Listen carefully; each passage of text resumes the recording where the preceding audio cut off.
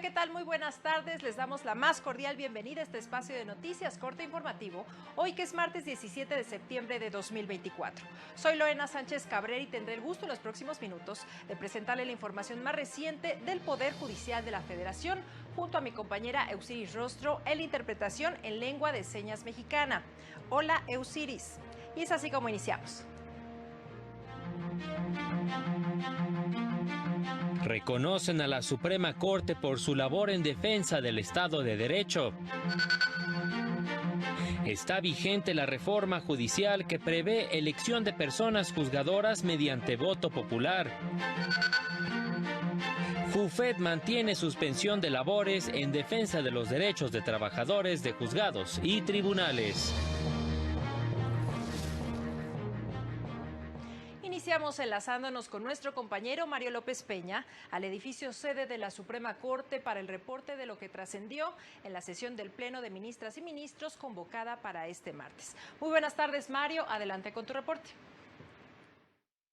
¿Qué tal? Muy buenas tardes a todas las personas que siguen esta transmisión. En esta sesión del Pleno de la Suprema Corte de Justicia fue retirado el proyecto de resolución de la acción de inconstitucionalidad promovida por diputadas y diputados del Congreso de Tamaulipas contra el decreto 65-626, mediante el cual se reformaron diversas leyes locales. Este proyecto fue retirado pues depende de lo que se resuelva en otras acciones de inconstitucionalidad. Escuchemos los argumentos de la ministra ponente, Loreta Ortiz Alf. A partir de una profunda reflexión quisiera proponer a este Tribunal Pleno que en primer término sean resueltas dichas acciones a fin de que haya una congruencia entre la resolución de estos asuntos y con ello evitar posibles conflictos en torno a los efectos de cada una de las acciones de inconstitucionalidad relacionadas. Es el reporte que les tenemos. Muchas gracias, Mario, por tu información desde Pino Suárez 2. Y seguimos con las noticias. La International Bar Association reconoció a la Suprema Corte por su impresionante, valiente y generosa actividad en la defensa del Estado de Derecho. La ministra presidenta Norma Lucía Piña reconoció a todos los integrantes de esta asociación por su labor a favor de la protección del Estado de Derecho, de la independencia judicial y el derecho de las y los abogados a ejercer su profesión sin interferencias.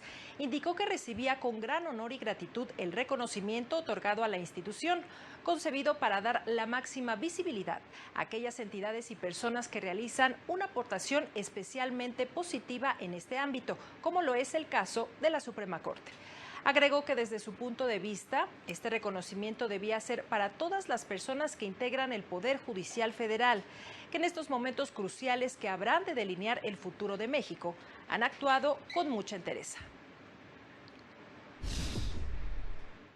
En las últimas semanas hemos sido testigos de un amplio y diverso abanico de pronunciamientos, tanto a nivel nacional como internacional, en torno a las implicaciones y repercusiones de la reforma judicial.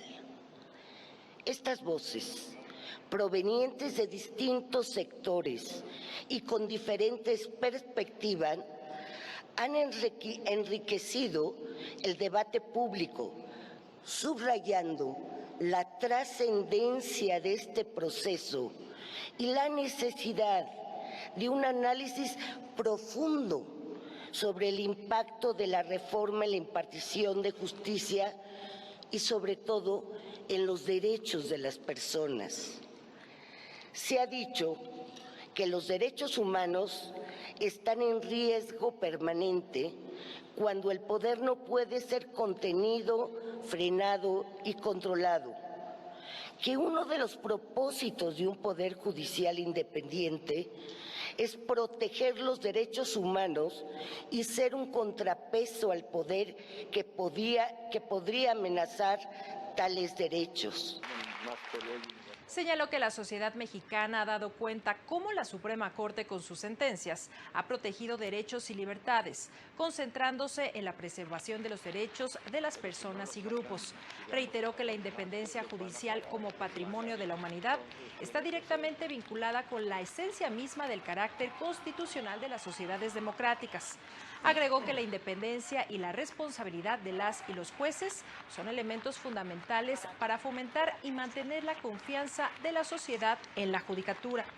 La ministra presidenta estuvo acompañada de la ministra Ana Margarita Ríos Farjat y de los ministros Jorge Mario Pardo Rebolledo y Alberto Pérez Dayán durante la entrega del reconocimiento que le otorgó a la Corte la presidenta de la International Bar, Almudena Arpón de Mendívil.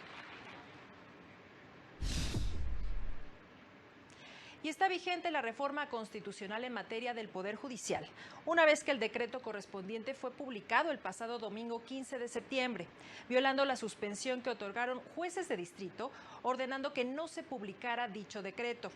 La reforma, cuyo punto central es la elección de personas juzgadoras mediante voto popular, prevé que se lleve a cabo una elección extraordinaria el primer domingo del mes de junio de 2025. Proceso en el que se elegirá a la totalidad de los integrantes de la Suprema Corte, que ahora contará con solo 9 integrantes, la mitad de magistrados de circuito y jueces de distrito. El resto serán renovados en la elección ordinaria de 2027. En dicha elección extraordinaria también se definirá a los integrantes del Tribunal de Disciplina Judicial, así como a los magistrados de la Sala Superior y las salas regionales del Tribunal Electoral.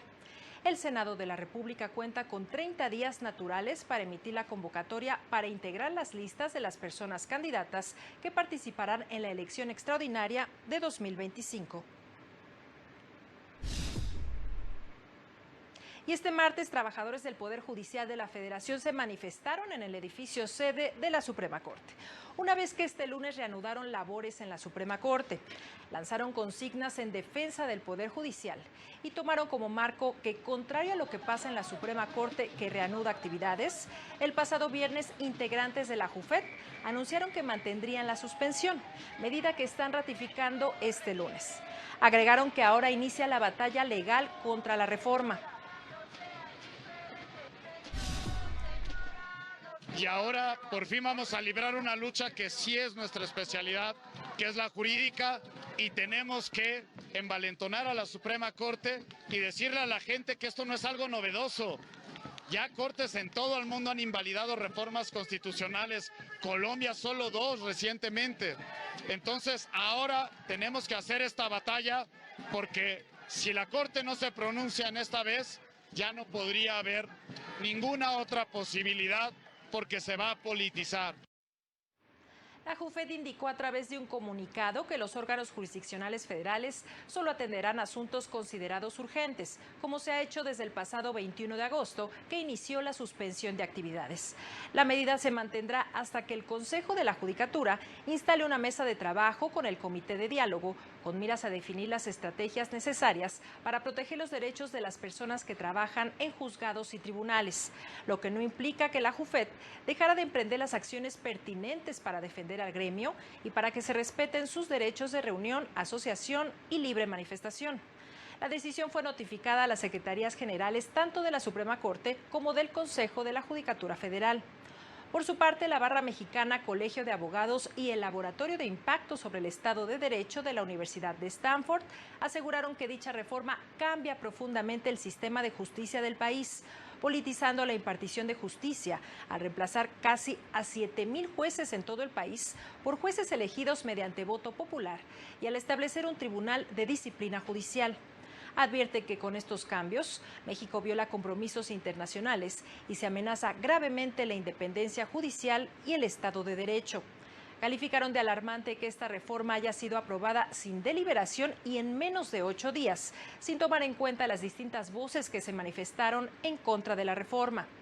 Para la organización México Como Vamos, la pérdida de independencia judicial generará un golpe a la certeza jurídica, afectando el potencial de inversiones en el país.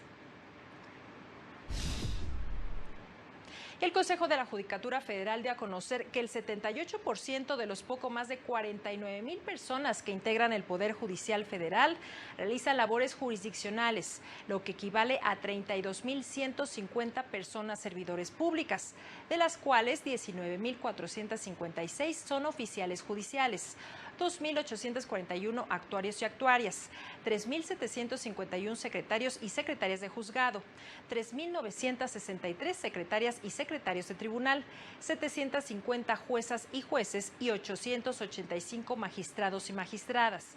La mayoría de jueces y magistrados cuentan con alguna especialidad o estudios de posgrado. El 94% de la capacitación que reciben se da a través de la Escuela Federal de Formación Judicial o de instituciones públicas nacionales.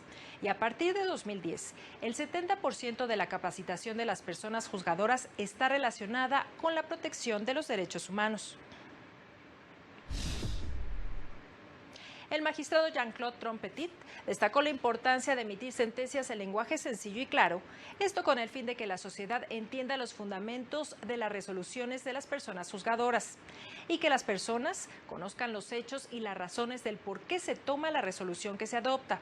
Añadió que los juzgadores deberían utilizar la inteligencia artificial para que emitan mejores resoluciones, pero sobre todo para capacitar a las personas juzgadoras. Existen varios modelos. Básicamente en Estados Unidos existe una metodología que se llama IRAC, Issue, Regulation, Application y Conclusion. Y la idea es establecer por módulos y por segmentos lo que queremos decir.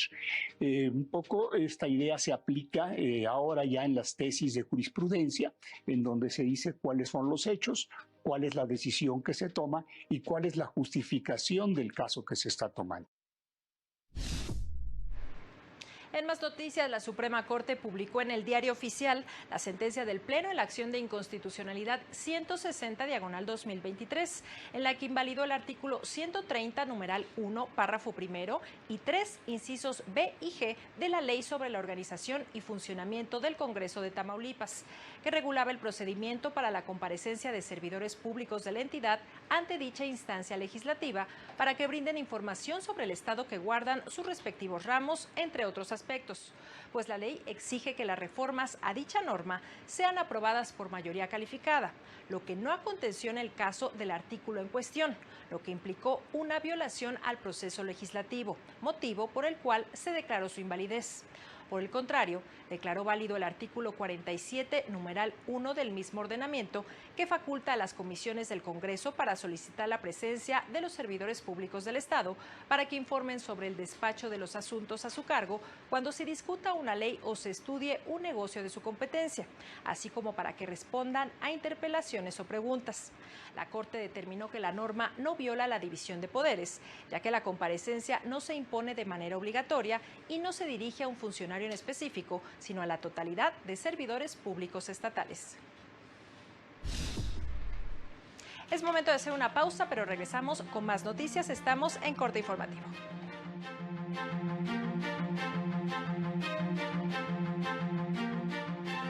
Al regresar, infantes tienen derecho a vivir en un entorno seguro y libre de violencia, determina juzgado de distrito.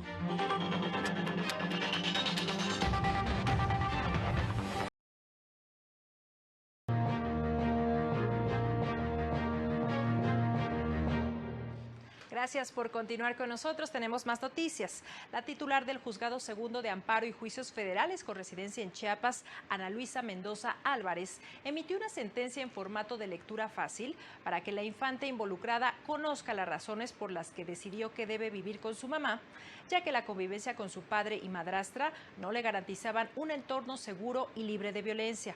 La jueza le explica la razón por la que su mamá acudió a ella y el por qué les pidió a los magistrados que decidieron que regresara a vivir con su papá que tomaran en cuenta lo que ella había dicho, pues tiene derecho a que su opinión sea escuchada, y le solicitó que recabaran pruebas para asegurarse de cuál es el lugar en donde la infante estaría más segura.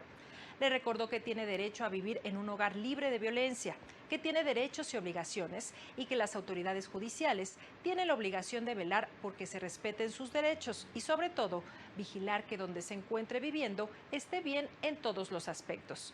Asimismo, le señaló que sabe que sus padres la aman, por lo que no duda que buscarán siempre que sea feliz.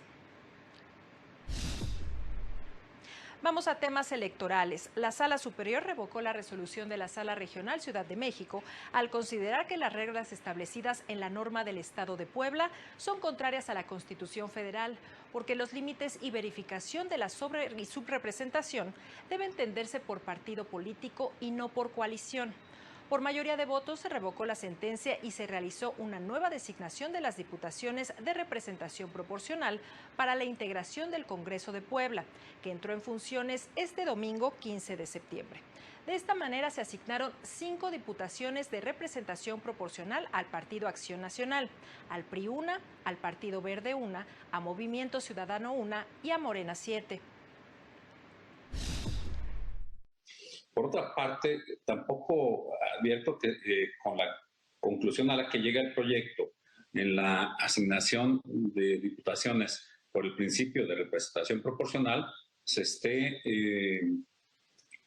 de alguna forma yendo más allá de lo que establece el límite máximo, porque por partido político ningún partido llega al límite máximo de 26 diputaciones.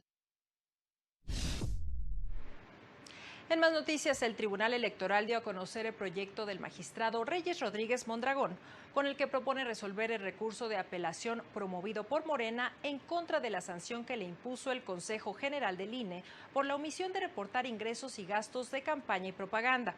El proyecto propone confirmar la multa que se le impuso a Morena por 3,462 pesos, pues el Consejo General del INE sí fundó y motivó la sanción impuesta a dicho partido.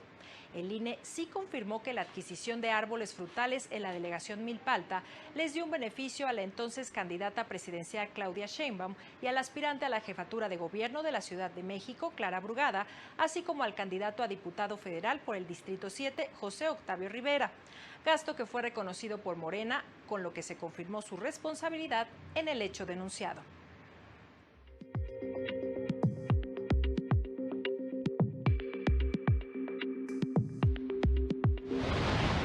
El magistrado presidente del Poder Judicial de Nuevo León, José Arturo Salinas Garza, consideró que la reforma judicial publicada en el Diario Oficial de la Federación significa un retroceso para la impartición de justicia, por lo que presentará observaciones al Congreso Estatal, que decidirá los términos en que se aplicará en la entidad. El Poder Judicial de Tabasco se ajustará a las modificaciones que realice el Congreso Estatal en torno a la armonización de la legislación local a la reforma judicial, aseguró el magistrado presidente Enrique Priego Oropesa.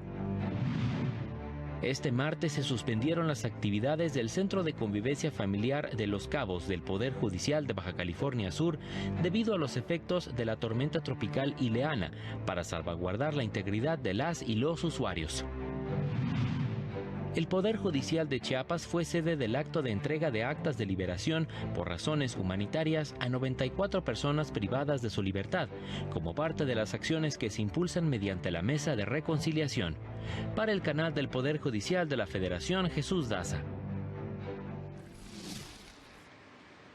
Es así como llegamos al final de este espacio de noticias, como siempre agradeciendo su compañía e invitándole a mantenerse aquí en la señal del canal del Poder Judicial de la Federación. Sigue a las 19:30 horas nuestro avance informativo y a las 20:30 el noticiario nocturno. Soy Lorena Sánchez Cabrera y en nombre del equipo que hace posible este espacio le deseamos que tenga una excelente tarde. Hasta pronto.